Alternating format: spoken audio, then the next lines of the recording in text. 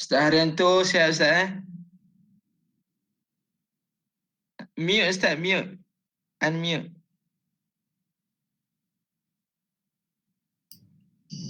Assalamualaikum warahmatullahi wabarakatuh. Sihat Alhamdulillah. Boleh dengar ke suara Ustaz? Okey, dengar jelas. Alhamdulillah. Okey, sekejap Ustaz. Kita telah pembersiaran secara langsung. Kita akan mulakanlah.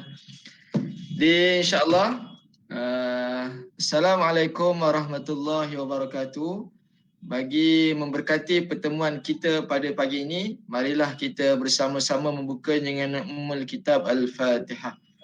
A'udzubillahi minasyaitonirrajim. Bismillahirrahmanirrahim. Alhamdulillahirabbil alamin arrahmanir rahim maliki yaumiddin. Iyyaka na'budu wa iyyaka nasta'in. Ihdinas siratal mustaqim siratal ladzina an'amta 'alaihim ghairil maghdubi 'alaihim waladdallin. Alhamdulillahirabbil alamin wassalatu wassalamu ala asyrafil anbiya'i wal mursalin wa ala alihi wa sahbihi ajma'in. Subhanaka la 'ilma lana illa ma 'allamtana innaka antal alimul hakim. Qala rabbi shrah li sadri wa yassir li amri wahlul 'uqdatam min lisani yafqahu qawli. Yang pertama sekali yang dihormati Ustaz Haryanto Rizal Rahman selaku penceramah kita pada hari ini. Seterusnya sidang hadirin pendengar muslimin muslimat yang dirahmati Allah sekalian.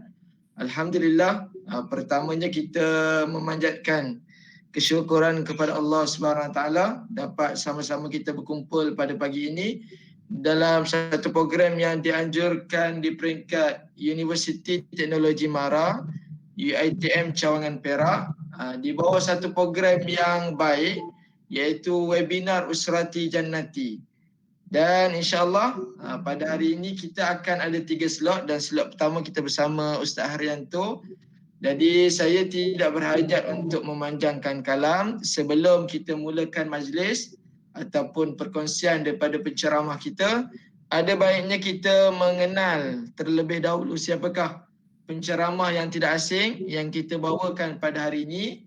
Yang pertama nama diberi ialah Al-Fadil Ustaz Haryanto Rizal bin Rahman, merupakan anak kelahiran Masjid Tanah Melaka dan membesar di Kuang Sungai Buloh, Selangor, dan alhamdulillah telah mendirikan rumah tangga dan dikurniakan 4 cahaya mata lah. Dan sedikit sebanyak berkenaan dengan latar belakang Al-Fadil Ustaz kita pada hari ini. Beliau merupakan lulusan Universiti Mu'tah Jordan, Universiti Mu'tah Jordan di peringkat syariah dan pengajian Islam. Benar Ustaz? Ya. Alhamdulillah. Dan dalam masa yang sama di sudut penglibatan dakwah yang dipamerkan oleh Ustaz, sedia maklumlah, merupakan personaliti dakwah yang sering muncul di kaca TV.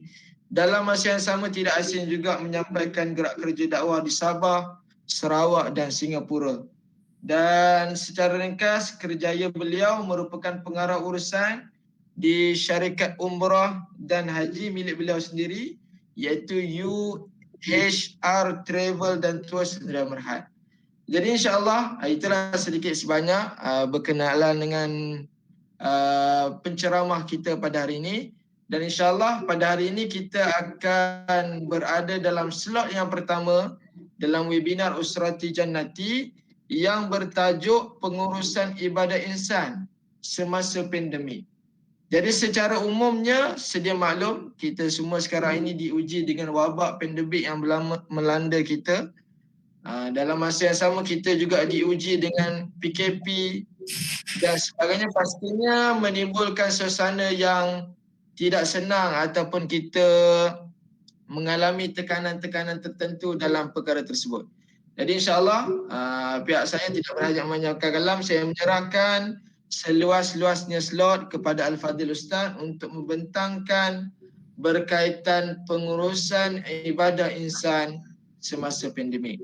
Jadi tanpa masa pihak majlis menjemput dan mempersilakan. Ya, bismillahirrahmanirrahim. Assalamualaikum warahmatullahi wabarakatuh. Alhamdulillah. Wassalatu wassalamu ala Rasulillah wa ala alihi wa sahbihi wa wala.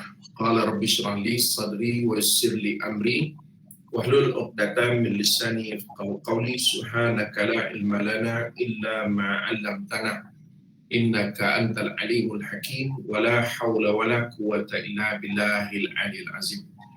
Allahumma faqihna fid din wa 'allimna at-ta'wil amma ba'd.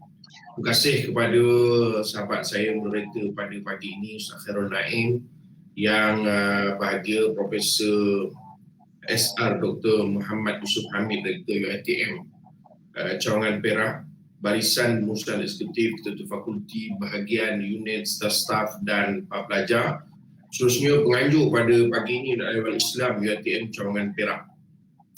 Saya harap pasal kita ni online Ustaz dan tuan-tuan sekalian, jadi mungkin ada permasalahan atau kekangan dari segi lain telefon ni.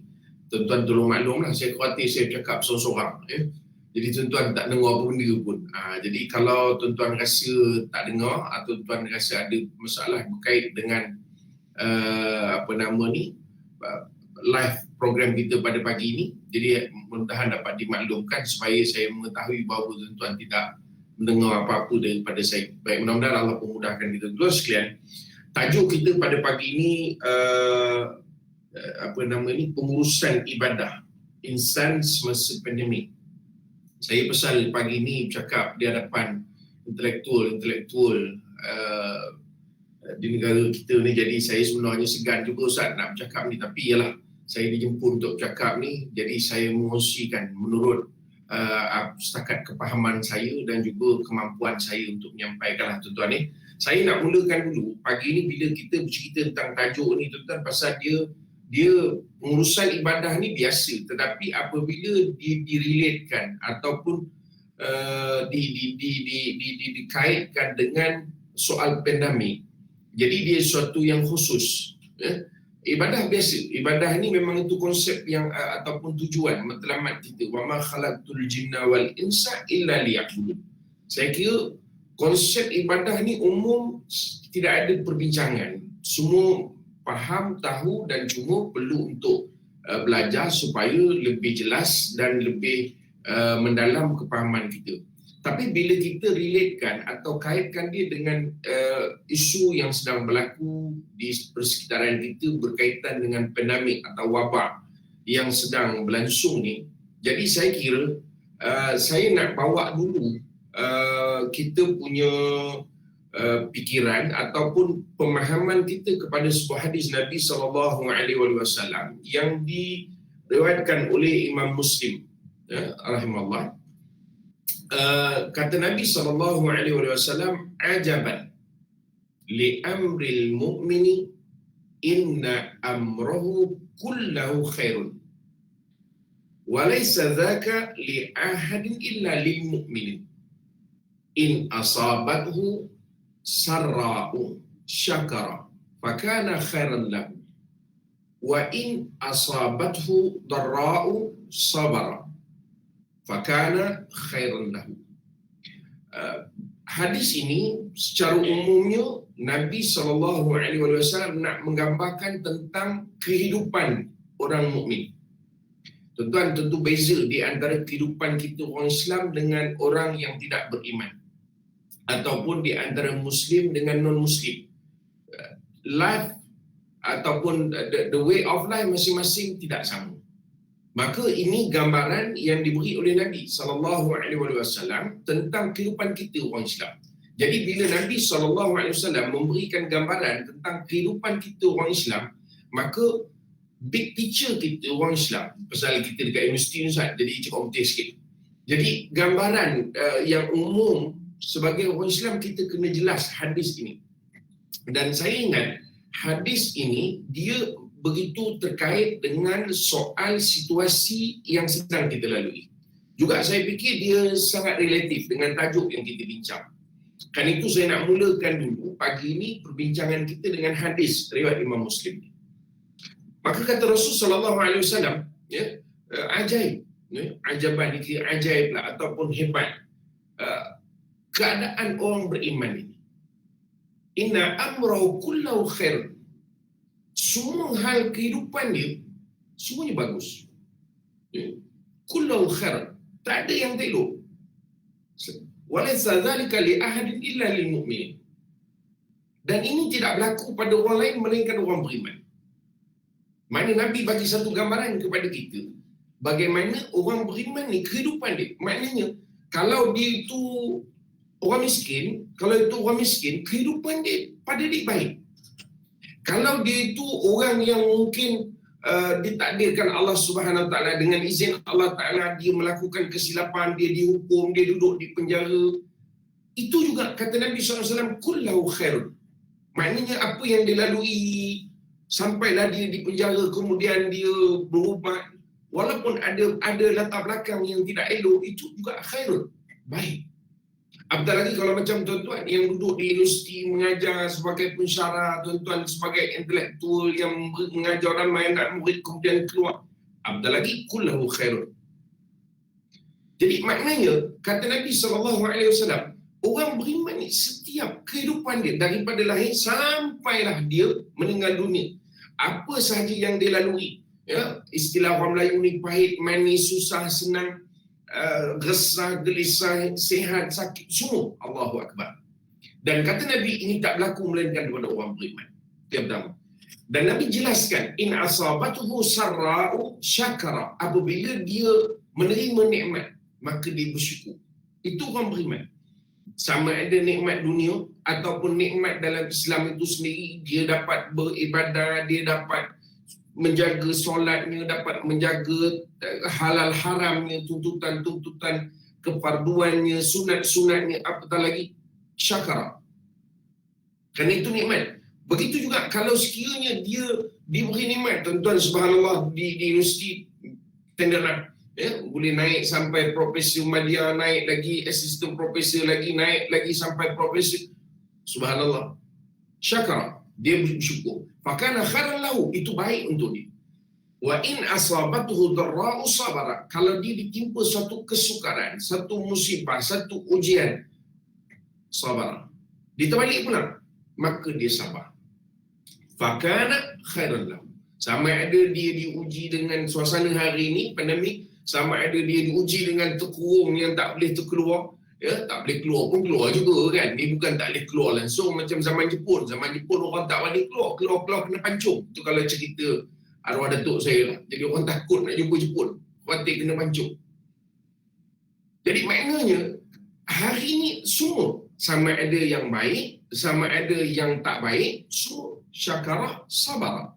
Dia bersyukur kalau yang baik, kalau tak baik dia akan sabar. Baik tuan-tuan, ini konsep umum. Saya nak bagi big picture pada pagi ini untuk kita. Sebab saya itulah tuan-tuan, saya duk menor macam mana nak cakap dengan orang universiti ni. Macam Ustaz Khairul Naim tak apalah, pasal dia memang dah duduk di universiti. Jadi dia pun dah biasa dah macam kita ni, maklum saya lah tuan, Ustaz kampung aja. Kan? Cuma istilah yang dia orang gunalah personality lah, apa ke benda tak tahulah dia orang mana datang. Itu semua kerja media. Kan? Tuan-tuan, jadi maknanya big picture kita itu. Baik, sekarang ni tuan-tuan, kita nak pergi dulu kepada apa yang sedang berlaku. Bila kita sebut ibadah, konsepnya jelas. Ibadah konsepnya jelas. Kita ambil daripada Rasulullah SAW, apa yang ada di dalam Al-Quranul Karim, apa yang dihuraikan oleh para ulama, kerana kita perlukan para ulama untuk bantu kita untuk menjelaskan apa yang dibawa oleh Rasulullah SAW dan juga apa yang ada dalam Al-Quran. Itu jelas. Tetapi dalam konteks pandemik ini, satu yang saya mungkin nak sentuh lah, ya, saya sempat notakan apa benda yang nak cakap, maklumlah dengan orang universiti ni, tuan-tuan ni, saya nak sentuh sedikit je dengan tempoh masa yang singkat ni. Kita tak panjang ni lecture kita, ya, lecture. Hari ni rasa jadi pensyarah pula Ustaz. Saya nak sebutkan tuan-tuan, apabila kita berada dalam keadaan pandemik ini, ya, keadaan pandemik ini, jadi apa yang berlaku ialah kita berada pada suatu ruang yang disebut sebagai rukhsah. Rukhsah ni makna keringanan. Dia ada dua tuan-tuan, ya. Satu kita istilahnya sebagai tasahul, ya. Tasahul ni apa nama ni, kalau kita bahasa kita panggil bermudah-mudah lah tuan-tuan, bermudah-mudah. Itu perkara yang lain. Tapi bila kita sebut rukhsah, dia satu perkara yang berbeza dengan tasahul tadi. Saya tak nak terlalu beristilah dengan tuan-tuan, sebab yang penting untuk kita faham hari ini bukan untuk kita nak menghafal istilah-istilah ni, tetapi saya perlu ketengahkan supaya tuan-tuan faham. Dalam Islam, sebab itu Allah Ta'ala sebut dalam Al-Quran, saya rasa ayat ni biasa kita dengar, Allah sebutkan a'udzubillahi minasyaitonir rajim, wa ma ja'ala 'alaikum fid dini min haraj. Ya, kami tidak jadikan agama ini sebagai satu kesempitan, satu kepayahan. Itu konsep yang umum dalam agama. Ya, maknanya Islam yang datang kepada kita bukan datang untuk menyusahkan, apatah lagi pada keadaan-keadaan yang sukar. Saya pesankan itu. Ini kena pegang. Kerana kita bercerita tentang ibadah pada musim pandemik, pada musim wabak, pada musim yang kritikal ini. Jadi konsep umum yang ada pada Islam itu, wa ma ja'ala 'alaikum fid dini min haraj, sebagian Allah sebut dalam Al-Quran, yang itu adalah konsep yang jelas untuk kita fahami bahawa agama sifatnya bukan untuk menyusahkan manusia, bukan untuk datang membebankan manusia. Dan sebab itu konsep murunah yang ada di dalam agama ini, ya, murunah ini dipanggil boleh lentur ataupun fleksibel lah bahasa kita hari ini. Ya, konsep murunah itu jelas. Kan itu kita tengok Imam Syafi'i rahimahullah, ini adalah mazhab yang terpakai di negara kita selain daripada mazhab-mazhab lain, tetapi pada apa nama ni,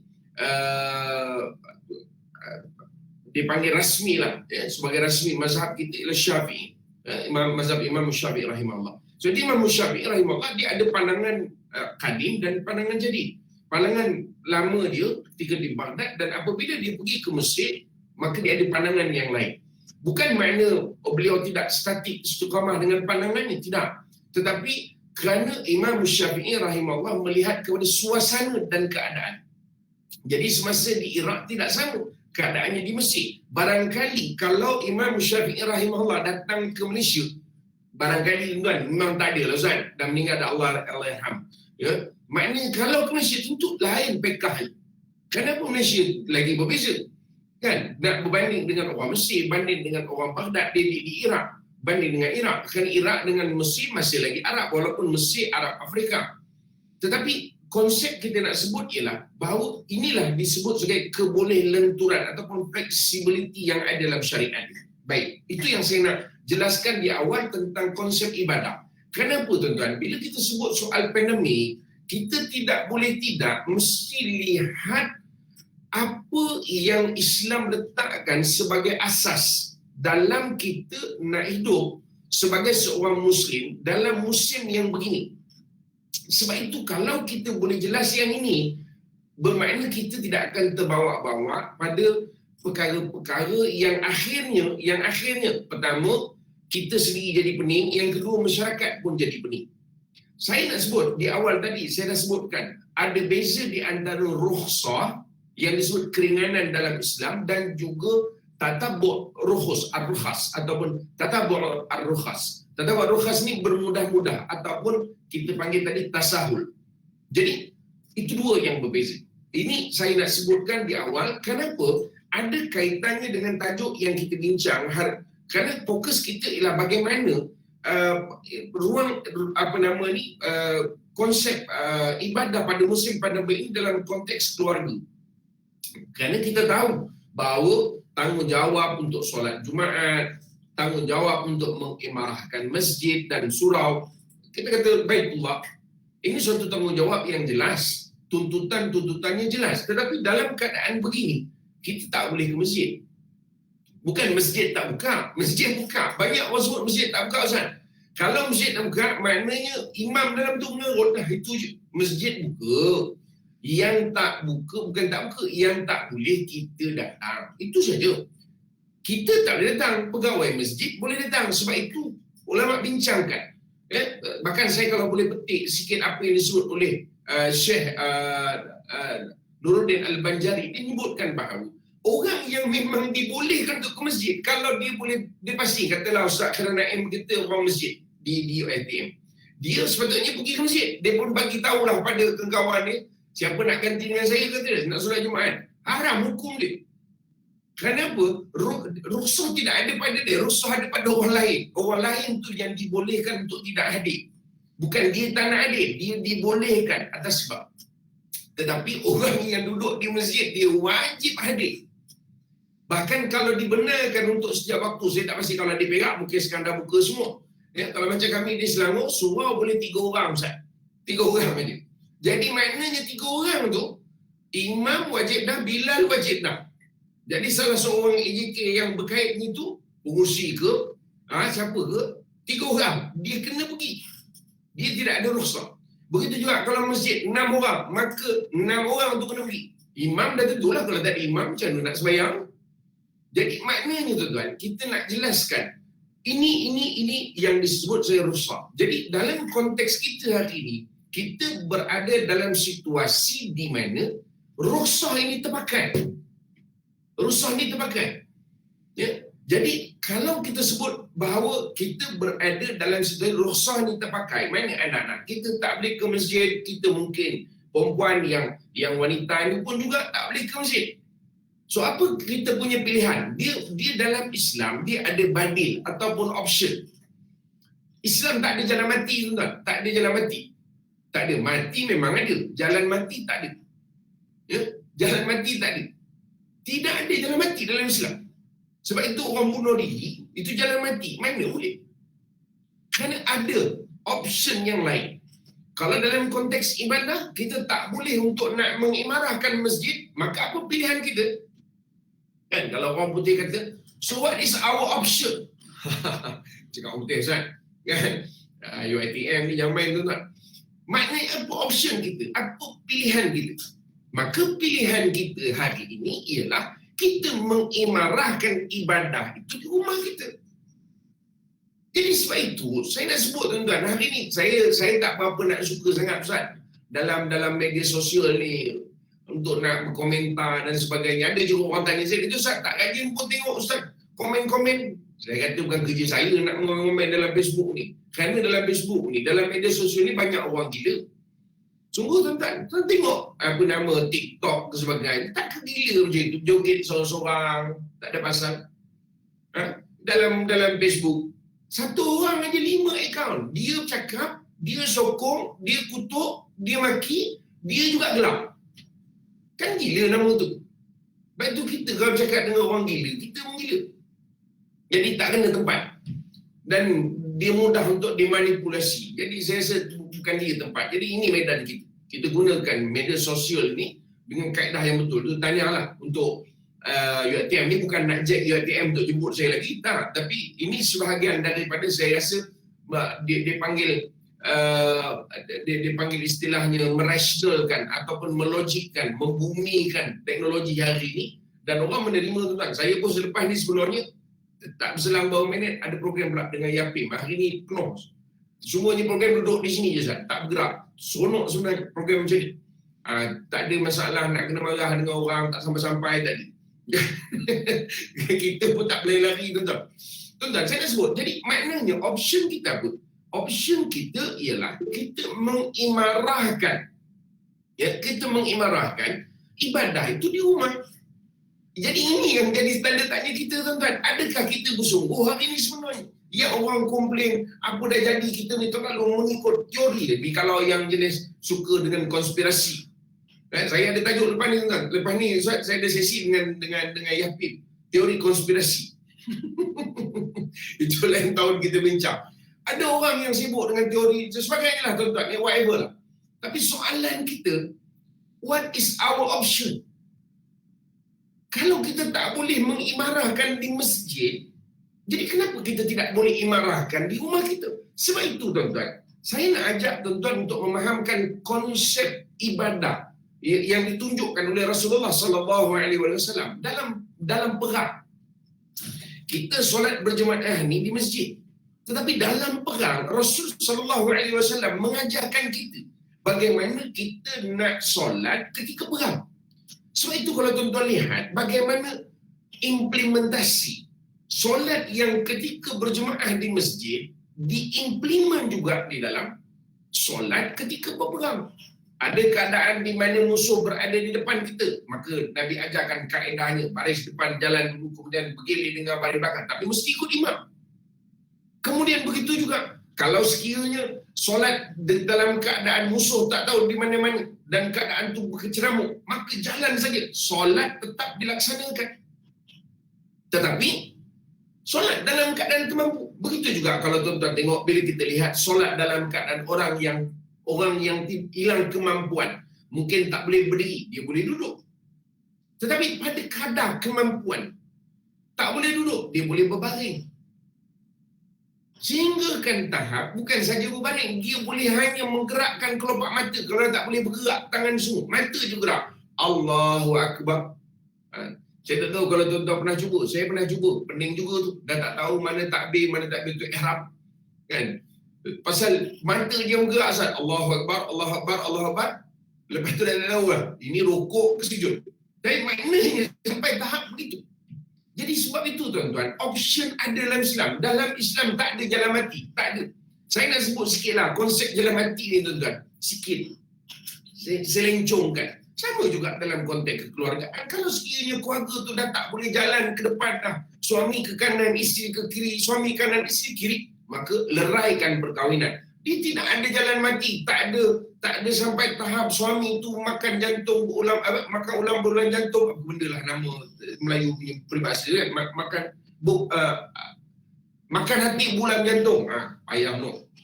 Tak ada istilah tu. Tak ada istilah diseksa sampai mati, tak ada. Ini bukan sistem penghambaan.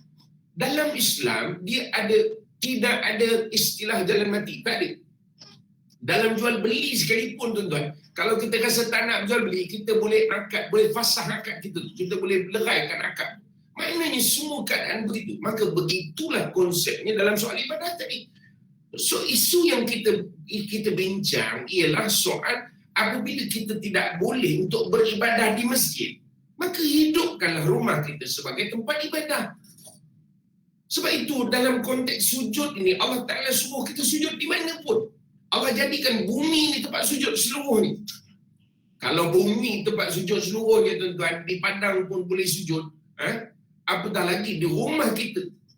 Tetapi saya nak tanyalah, sejujurnya kita tuan-tuan, saya tak kata tuan-tuan nanti kan tuan-tuan marah ke saya.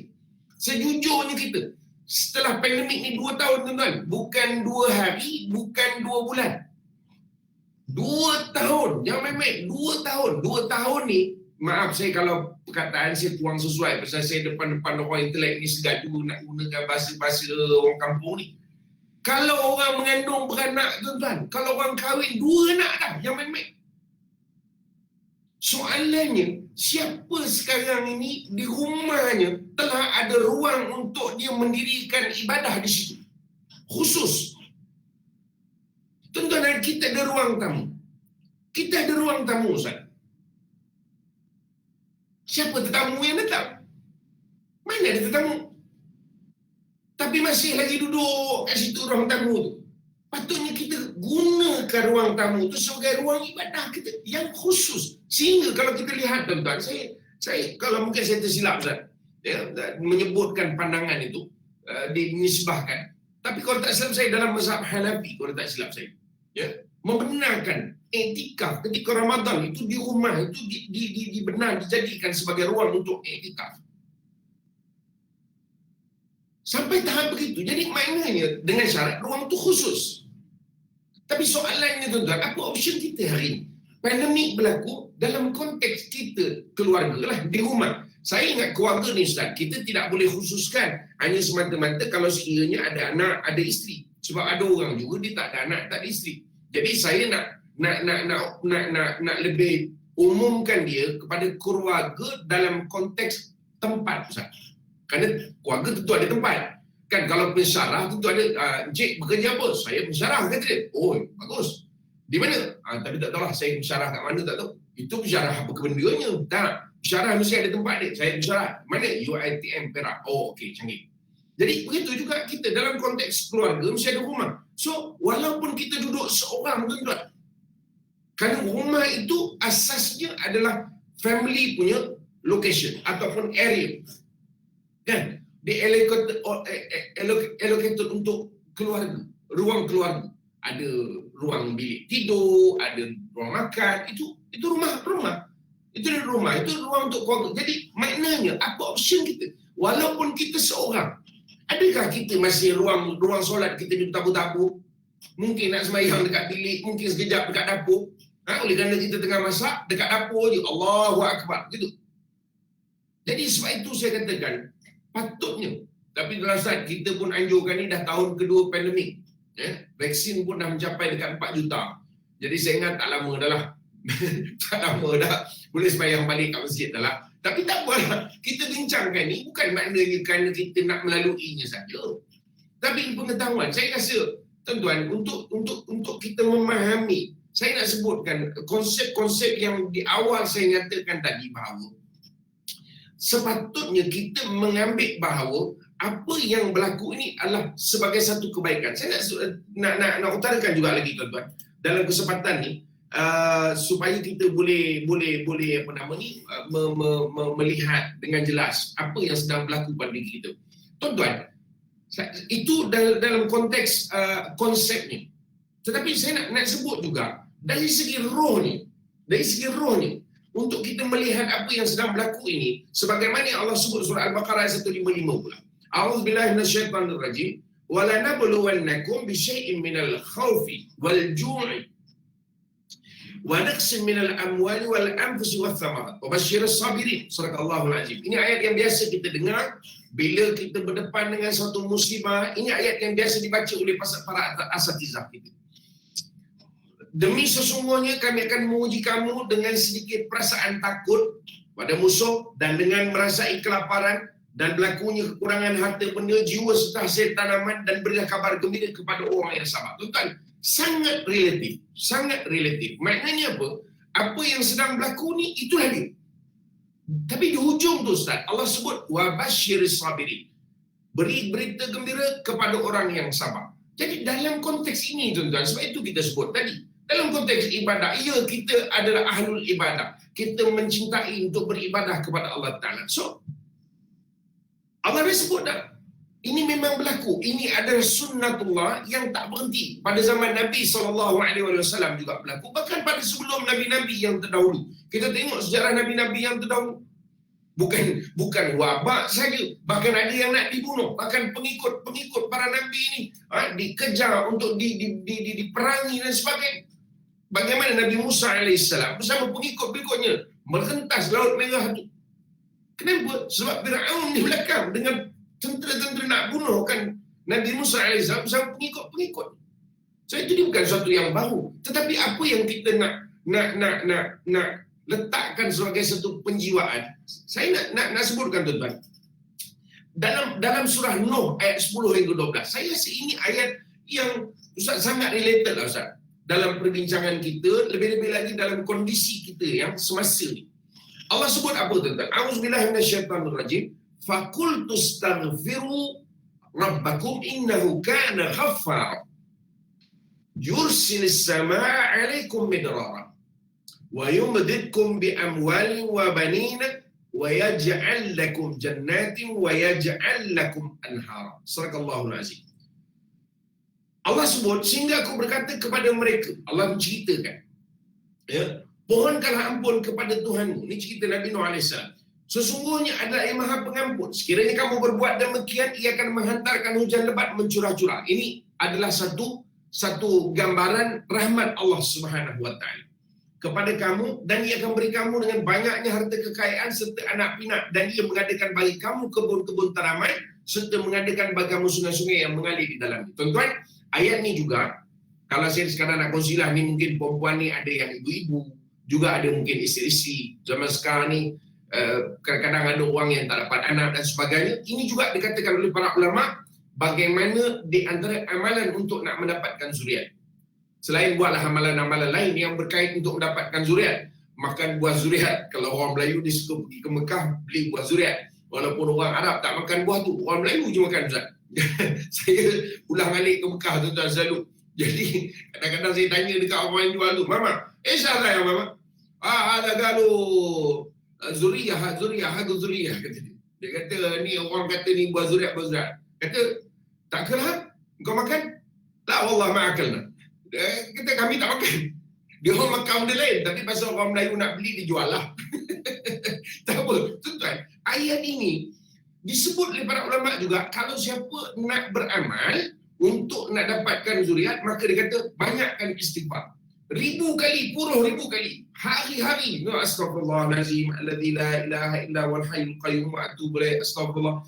Diulang dengan niat, ya Allah bagi aku. Sebab dalam ayat disebut, Nabi Nuh kata, engkau minta ampun kepada Allah Ta'ala, maka saya akan turun daripada langit hujan yang mencurah-curah. Kata para ulama, itu adalah gambaran rahmat Allah Subhanahu Wa Ta'ala. Maknanya apa, tuan-tuan? Saya nak relatekan ayat yang tadi, surah Al-Baqarah 155 yang kita baca tadi, ya, yang menceritakan tentang bahawa manusia ni akan datang kepada dia, perasaan-perasaan ini. Maka jawapannya apa? Jawapannya, we create our own. Saya tak kempu perkataan. Tuan-tuan, maka ini juga secara rohnya nak membawa kita balik. Bawalah dengan keluarga kita, anak-anak semua. Dalam konteks yang begini, kita mungkin tak boleh untuk nak berplatform di masjid dan surau. Maka di rumah. Ini bulan Zulhijjah, tuan-tuan. Nabi SAW sebut tidak ada hari yang lebih baik disukai Allah Ta'ala min ayyamil ashr, melainkan ada hari yang 10. So apa yang kita buat? Sebab itu ibadah di rumah bukan hanya solat saja. Ceramah tak sebut dazan. Ceramah ustaz-ustaz semua ceramah online sekarang. Sebab ustaz-ustaz mabuk tak boleh ceramah, dia jadi macam dia ilmu tak lepas dia boleh memakan diri. Allahu Akbar. Kan ustaz kita dia tak boleh. Tanya Ustaz Karona ni. Jadi kalau ustaz ni ceramah, dia tak boleh ceramah, dia rasa macam ilmu tu memakan diri, tuan-tuan. Ilmu makan diri. Jadi dia tak boleh, dia kena ceramah juga. Jadi ceramah ni di rumah saya tak nampak ada masalah. Jadi apa yang boleh kita buat hari ni, tuan-tuan? Ayyamul ashr. Tuan-tuan tak usah peduli dekat belakang tu ada benda bergerak, tu bukan hantu. Saya sebenarnya di pejabat ni, tuan-tuan ni. Nah, di bawah ni saya punya kedai atas kitchen. Jadi dia orang turun naik, hantar makanan turun naik. Jadi tuan-tuan akan nampak belakang tu benda. So, itu saya kabur kan. Inilah Ustaz, dah tak boleh ngajar, kita buatlah. Kebetulan ada rezeki, boleh masak sikit-sikit, kita masak lah. Ya? Tapi tuan-tuan tak payah order daripada sana. Jauh nak hantar. Tuan-tuan, saya nak sebut, tuan-tuan. So ini hari 10, ayyamul ashr. So kenapa kita tak manfaatkan? Kalau soal korban tak boleh buat di masjid, so kenapa tak buat korban tu di sini? Tak buat korban di sini. Kenapa kita tak usahakan untuk cari korban tu di mana-mana? Di masjid bukan syarat. Bahkan saya cuba cari, tuan-tuan. Apakah di sana ada, ini setakat saya cari, Ustazlah, mungkin silap, mungkin tak jumpa, mungkin saya kurang baca. Tetapi bahkan ada pandangan yang mengatakan tidak boleh untuk mengadakan sembelihan dekat dengan masjid kerana akan mengotorkan. Konsep masjid mesti bersih. Kalau kita tengok dari segi kita penyembelihan, kalau tuan-tuan mungkinlah dekat Perak aja, saya ni pusing satu Malaysia. Kadang-kadang Ustaz, ya Allah, 1 bulan tak hilang lagi bau lembu. Kadang-kadang dengan imam-imam tu pun bau lembu tak hilang. Jadi maknanya, tuan-tuan, kalau tak boleh korban di masjid, so apa kita pilihan kita? Tuan-tuan orang UiTM, saya percayalah, tuan-tuan UiTM gaji tak potong separuh. Tak potong separuh. Tuan-tuan gaji ada. So itu, kalau kita tak boleh brain lah, kata budak-budak apa nama ni, apa nama apps tadi tu, TikTok. Dia kata tak boleh brain lah Ustaz, kata dia tak boleh brain. Kalau orang UiTM tak buat korban, bukan dia, memang dia bukan wajib. Mazhab Hanafiah wajib, mazhab Syafi'i dia tidak wajib. Tetapi itu bukan isu dia. Kita bincangkan dalam konteks hari ini, kita nak mengaplikasikan ataupun mengimplementasikan ibadah itu sesuai dengan musim pandemik. So sepatutnya dia wujud dalam rumah tangga kita. Kalau kita ada anak-anak, hari inilah masa dia. So mak-mak yang ada, masaklah, do something yang senang-senang aja buat, yang senang-senang aja. Jangan yang susah, tak payahlah sibuk nak masak nasi mandi, dalam lubang pula nak bakar, tak payahlah, payah menor tu. Buat apa saja lauk nasi campur ke apa, bagi orang 10 hari ni. Saya nak sebut Ustaz, realitinya, so realistik lah bila kita buat. Ni 10 hari ni, korban masih ada lagi. Saya sendiri pun Ustaz, walaupun saya tak wah-wah kan, semalam ada lagi yang mendaftar. Ini saya bukan nak iklan pada tuan-tuan. Bukan, tapi nak cerita je lah.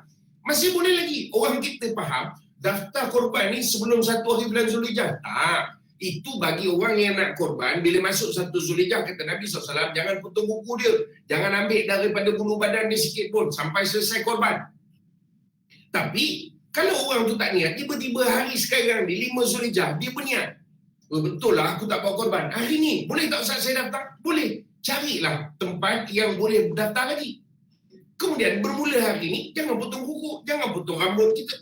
Jangan potong apa saja bulu di badan. Soalnya tuan-tuan, ialah implementasi dalam konteks kekeluargaan tadi. Saya sebut sekali lagi tuan-tuan, saya tak nak memfokuskan kekeluargaan itu dalam konteks individu. Kerana nanti orang yang belum berkahwin, dia akan rasa, oh saya tak ada keluarga. Tak. Kita nak sebut bahawa kita juga kalau individu dalam rumah kita, maka kita kena ada ruang tu. Baik lepas subuh, sebelum subuh, ruang kita untuk baca Al-Quran, kita mengaji, jadi kita belajar, whatever. Jadi itu sepatutnya berlaku dalam konteks kita untuk nak memanfaatkan. Dan saya sebut tadi sebagai rohnya bahawa kita sekarang sedang dalam ujian. Kita sekarang dalam kita istilahkan musibah, tuan-tuan. Musibah ni umum. Dia boleh jadi ujian, dia boleh jadi sebagai suatu apa nama ni, balasan, boleh jadi. Tetapi kita nak kata ini sebagai musibah untuk kita. Dan apa kita punya? Apa sikap kita? Dan apa sikap kita? Inilah dia yang disebut oleh Allah Subhanahu Wa Taala. Maka perbanyakkan istighfar. Istighfar maknanya apa? Wujudkanlah suasana yang takarrub, mendekatkan kita kepada Allah Subhanahu Wa Taala. Dan saya percaya di masjid sendiri, apa nama ni, UiTM di Perak ini juga menyahut ataupun mengambil sikap yang sama. Sebab itu yang dianjurkan ni program-program begini, saya harap lepas ni terus lagi dengan macam-macam wacana-wacana. Banyak lagi ustaz-ustaz, lagi di Perak sana pun ramai yang alim-alim boleh dijemput, dipanggil. Tujuannya apa tuan-tuan? Kita nak menzahirkan bahawa kita, ya Allah, aku tahu ini adalah suatu ujian daripada engkau. Ini bukan main-main, Sebab apa? Yang mati kita nampak. Mungkin sebelah kita, orang sana, orang situ, dekat dengan kita, jauh, kita semua nampak. Jadi ini bukan benda main-main lah. Jadi apa sikap kita? Maka konsepnya mewujudkan suasana mustaghfirin. Ayuh, kalau boleh kita pakai diatul mustaghfirin. Maknanya suasana orang-orang yang memohon keampunan kepada Allah SWT. Jadi saya terlewat 3 minit, 4 minit untuk nak serahkan balik kepada Ustaz Naim kita. Mungkin ada soal jawab Ustaz sebelum kita pergi kepada penutup. Sebab tuan-tuan pun saya dengar ini ada 3 session. Dahsyat tu. Saya tak tahulah tuan-tuan yang mendengar macam saya duduk atas kursi ke sambil guling-guling tengok Astro ke. Silakan Ustaz. Jazakallah khairan katsira. Terima kasih diucapkan kepada Al-Fadhil Ustaz atas penerangan yang telah diberikan sebentar tadi. Beberapa perkara yang boleh kita ambil maklum, antaranya di sudut bagaimanakah kita menghidupkan suasana beribadah di rumah kita. Setelah dengan situasi yang berlaku ini, bagaimanakah kita menghidupkan suasana tersebut di rumah kita. Itu perlu sama-sama kita renungi, perlu sama-sama kita perhatikan bagaimana wabak ini moga-moga menjadi sebuah medium untuk kita meningkatkan kualiti ibadah kita lah. InsyaAllah sekiranya ada sebarang persoalan daripada para pendengar kita, kalau yang berada di Google Meet ini boleh type pun boleh, ataupun boleh angkat tangan terus bertanya kepada ustaz kita pun boleh. Tidak menjadi masalah. Kita buka sekitar 1 minit 2 minit. Sekiranya ada sebarang persoalan, kita akan tengok juga di FB Live kita kalau ada sebarang soalan.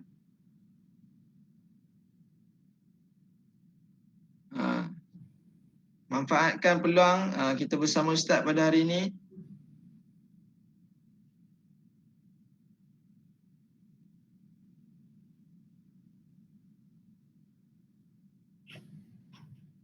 Ada sebarang soalan? Kalau tak ada, Ustaz Haryanto lah boleh tanya kepada para pendengar kita ni.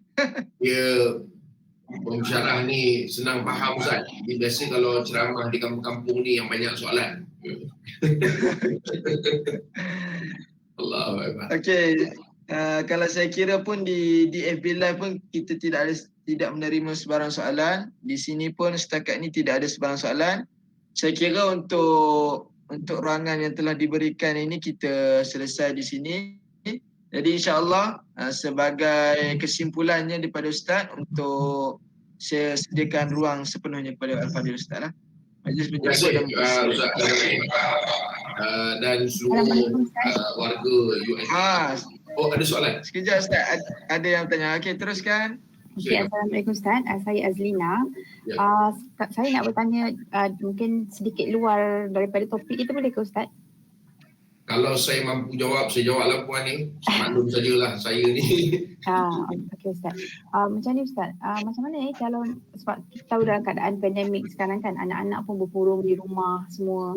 Okey, so mereka tak boleh nak keluar. So hanya yang ada pada mereka mungkin gadget-gadget lah kat tangan kan. So macam mana kita nak menangani anak-anak ni yang contohnya terlalu suka main game ni sebab keadaan sekarang kan. So keadaannya, so kita nak menerapkan dia balik, nak membawa dia balik ciri-ciri apa yang Islamik masuk balik ke dalam menghafal ke Quran ke sebagainya kan. So dia dah terekspos pula dengan gamenya, dengan benda-benda ni lah. Kalau macam sebelum ni tak ada, tapi sebabkan keadaan sekarang dia dah, kita bagi dia handphone, so dia terdedah dengan perkara-perkara macam ni Ustaz. Macam mana tu Ustaz? Ayo. Terima kasih puan yang bertanya. Saya ingat beginilah puan, ini pandangan saya lah. Mungkin tepat, mungkin tidak, mungkin boleh diambil, mungkin tidak. Saya pun sebagai seorang bapa dan saya pun ada anak, dan ciri-ciri yang puan sebut tu juga saya rasa berlaku pada saya lah. Saya ingat dua perkara yang berbeza, satu dalam konteks ibadah, satu dalam konteks permasalahan. Saya rasa ibadah itu perlu diwujudkan. Solat berjemaahnya, kita baca Quran secara bersama, istilahnya kita panggil bertadarus lah, walaupun satu muka, kemudian mungkin ada masanya kita buat qiyam bersama dengan anak-anak. Kalau macam ini kita apa nama ni, perbanyakkan amal-amal kebaikan, bersedekahnya khususnya 10 hari pertama ni, kemudian mungkin puasa sekurang-kurangnya pada hari Arafah nanti, pada 9 Zulhijjah hari Senin nanti, itu bersama keluarga. Cuma dalam konteks yang kita sebut hari ini ialah cabaran kita hari ini ialah teknologi. Saya rasalah tuan-tuan, kita ada dua pilihan. Pertama, tuan-tuan nak menerima realiti ataupun tuan-tuan nak menolak. Dua je. Ya? Kalau orang yang menolak, no. No. Itu memang jawapan dia, no. Saya memang tak benar Ustaz, kata dia. Tak benar. Okey, itu memang menolak. Tapi pada masa yang sama, dia tidak realistik kerana dia juga menikmati teknologi tadi dengan media sosialnya, whatever lah tuan-tuan ni, kecuali memang digunakan media sosial itu hanya semata-mata untuk urusan kerja saja. Lain pada itu tidak. Tapi saya rasa tidak kot. Dia pun ada 45 grup WhatsApp. Yang jadi ketua dalam grup WhatsApp je, saya ingat separuh dia. Jadi itu juga sebenarnya menikmati teknologi. Anak-anak mungkin dia tidak berkeinginan itu. Cuma pandangan saya puan, ialah pemantauan. Teknologi ni hari ni dia panggil borderless. Kalau dulu tuan-tuan type ceramah dalam YouTube, tuan-tuan type ceramah, dia hanya keluar ceramah, tak ada keluar benda lain. Sekarang ni tuan-tuan type ceramah pun saya silap ada berjoget pun keluar dekat situ. Dia dah tidak ada suatu dipanggil pembahagian yang menyelamatkan lah. So apa yang ada ialah kita kena pantau, saya nampak. Satu, yang kedua je tuan, kalau kita nak melihat adakah game ini anak-anak sekadar gunakan untuk sebagai hiburan dia, sebab hiburan dia beza-beza, mak-mak hiburannya lain, bapa hiburannya lain, tak sama. Kalau dulu melepak kedai mamak, melepak kedai kopi, sekarang tak boleh. Dulu boleh mancing, sekarang tak boleh. Jadi dia ada hiburan-hiburan masing-masing. Tetapi anak-anak mungkin lebih cenderung kepada itu. Maka saya nampak kuncinya puan satu saja, ialah pemantauan. Tentulah kalau tuan tanya kepada saya, dulu dan sekarang tak sama. Zaman saya membesar, saya umur 42 tahun tuan-tuan, 42. Walaupun nampak macam dah 50 lebih. Zaman saya membesar, mak saya tak perlu nak pantau benda-benda macam ni sebab memang tak ada. Yang dia perlu pantau, keluar ke mana, balik pukul berapa. Itu dulu Ustaz. Kerana masa itu kita tak ada masalah apa. Dan kalau berkawan pun dia tak risau sangat sebab kita duduk dalam kampung saja, dia dah tahu dah. Kau kawan dengan ni, anak sekian orang, okey, ni okey. Jadi kenal satu kampung tu. Lagi pun kampung dulu bukannya ramai orang Ustaz, 2 ekar satu rumah, dia boleh tahu rumah siapa main di mana. Tu dulu. Jadi kita tak boleh nak relatekan dulu dengan sekarang kerana kita tidak realistik. Saya teringat apa disebut oleh mungkin Sayyidina Umar, Ustaz, kalau mungkin saya silap Ustaz Naim mungkin boleh betulkan. Kata Sayyidina Umar, saya baca dalam Dr. Abdullah Nasir Irwan dalam kitab dia Tarbiyatul Aulad fil Islam, pendidikan anak-anak dalam Islam. Dia kata, didik anak-anak engkau pada zaman dia. Jadi zaman kita dulu dengan main ting-ting puan itu dah tak ada. Kita kalau suruh budak-budak main ting-ting, mabuk dia. Apa ting-ting lompat-lompat tak pasal dia guru tadi. Kan nak main konda-kondi, kata orang main guli, itu kan zaman dia. Dia main velvet apa nama, gasing, siap ada tempat dia berpusing sebagainya. Benda nama saya pun tak mengikut sangat. Jadi maksud saya tu ialah kita kena realistik. Saya kata ini golongan kedua. Kalau kita nak ambil golongan pertama, kita tutup terus. Tetapi saya tidak pasti sejauh mana kita mampu. Kalau kita berada pada golongan kedua, maka saya nak konklusikan ialah puan, cabaran kita ni besar, maka kerja kita kena 2 kali ganda. Kalau dulu kita boleh tidur 8 jam, mungkin kerana teknologi ni kita boleh tidur 4 jam. Saya nak nisbahkan begitulah. Kerana kalau tidak, anak-anak akan hanyut. Kita akan rosak, anak-anak akan rosak. So kena ada limitasi. Kunci-kuncinya begitulah, monitoring, limitasi, ya, dan mesti ada give and take. Maksudnya menang-menang situation. Kalau kita bagi dia menang aja, jawapannya memang kita kalah halang. So saya buat begitu, saya sendiri begitu. Konsep yang saya pegang itulah. Saya nampak setakat apa yang ada depan kita, selain daripada ibadah itu, konsepnya memang jelas, memang kita kena masukkan, itu ialah kekuatan dia. Tetapi bagaimana nak mendepan dengan teknologi ini, saya rasa itu ialah try and error. Puan lebih tahu tentang anak puan, mungkin tak sama dengan anak saya. Kan? Mungkin anak puan lebih lembut, mudah, anak saya mungkin tak berapa nak mudah mendengar dan sebagainya. Jadi tak sama. So, dia kena mengikut try and error. Itu konsep dia lah. Tuan-tuan, yang boleh saya bagi pandangan lah. Tadi ada soalan dari puan kita dalam WhatsApp, dalam mesej Ustaz, tentang doa lah. Saya rasa saya sendiri pun doa 2 yang saya tak tinggal lah tuan-tuan. Pertama, dalam Quran sebut Rabbana hablana min azwajina wa dhurriyyatina qurrata a'yun waj'alna lil muttaqina imama. Ini mungkin Ustaz Karuna yang boleh listkan nanti doa-doa ni, boleh untuk tuan-tuan kalau nak apply. Itu memang saya tak baca. Memang itu zaman sekarang ni, apa lagi yang boleh tuan? Kita harap jadi penyujuk mata. Kalau tidak sakit jiwa kita bunuh diri nanti. Zaman orang nak bunuh diri je. Jadi memang itu realiti dia. Jadi itu doanya jangan tinggal. Yang kedua Ustaz, yang saya baca juga dan saya niatkan ialah doa Ashabul Kahfi. Rabbana atina min ladunka rahmatan wa hayyi lana min amrina rasyad. Doa panjang macam-macam. Jadi saya rasa kalau puan kata nak diamalkan, saya percaya tuan-tuan dah amalkan mungkin, tapi cuma kadang-kadang kita ni main baca je tapi kita feel tu tak dapat. Jadi tuan-tuan kena baca yang tadi Rabbana hablana min azwajina wa dhurriyyatina qurrata a'yun waj'alna lil muttaqina imama. Tuan-tuan baca dan tuan-tuan kena rasa, ya Allah, jadikan ingat anak-anak kita tu supaya mudah-mudahan kita sebagai bapa dapat anak yang menyejukkan mata kita. Menyejukkan ni macam-macam puan ni, bukan mesti dapat SPM tu semua A saja. Mungkin dia semua D tapi menyejukkan mata. Mungkin anak kita ni dia memang tak macam orang lain. Dia suka nak bekerja tapi menyejukkan mata. Dia suka bekerja, dia tak suka duduk rumah. Kerja, dia suka kerja.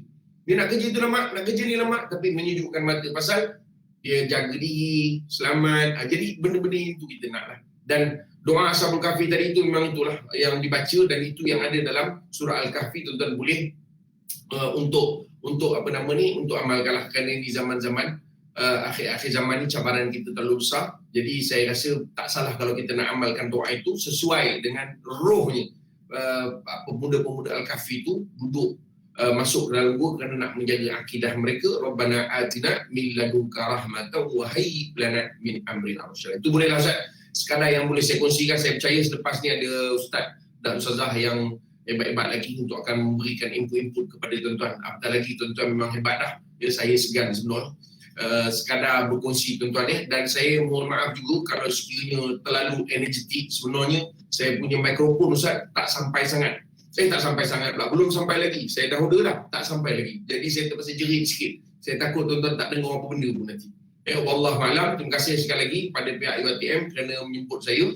Dan saya mohon untuk undur diri Ustaz kerana ada program satu lagi. Ada kelas lain Ustaz. Maklumlah hari ini berasa macam bersyarah pula hari ini. Wallahualam. Aku qali hada. Astaghfirullahalazim wa li wa lakum. Assalamualaikum warahmatullahi wabarakatuh. Waalaikumsalam warahmatullahi wabarakatuh. Waalaikumsalam. Terima kasih diucapkan kepada Al-Fadhil Ustaz atas perkongsian yang telah disampaikan kepada kita semua, dan juga terima kasih kepada semua yang sudi melapangkan masa untuk bersama kita pada pagi ini. Jadi insya-Allah saya kira selesai dulu perkongsian kita. Boleh isi link yang telah diberikan dan kita harapkan kita mendapat manfaat daripada apa yang telah disampaikan. Apa yang baik itu datang daripada Allah Subhanahu Wa Taala. Apa yang lemah, apa yang kurang datang daripada kesilapan saya sendiri, dan segalanya berbetulan dengan kehendak Allah. Semoga kita diberkati. Sekian, Assalamualaikum warahmatullahi wabarakatuh.